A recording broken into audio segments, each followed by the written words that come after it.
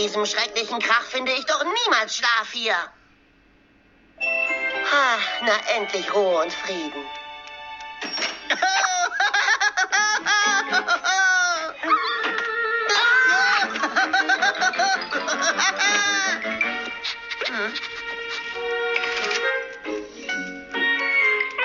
Und diesen Ball nehme ich auch noch, Mrs. Twombly. Oh, eine gute Wahl. Diese stacheligen Bälle sind gerade sehr gefragt.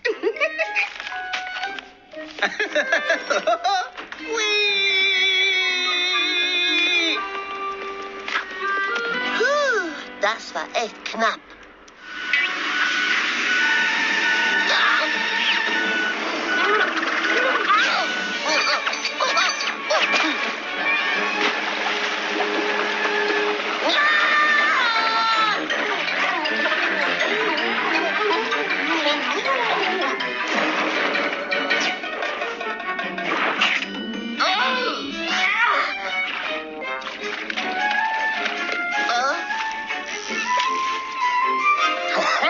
Da ist ja schon wieder ein Seeigel.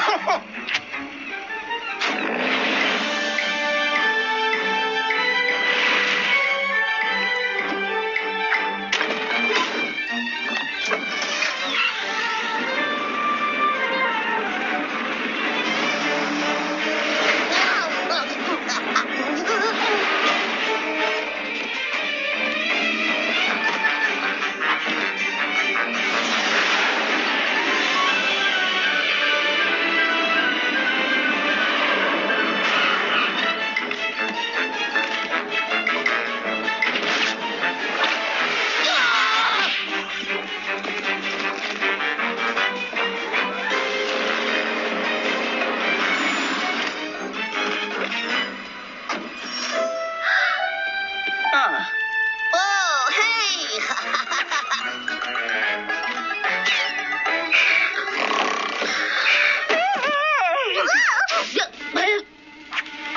Ach, Russell, wie soll man denn bei deinem ganzen Unfug bloß vernünftig schlafen können?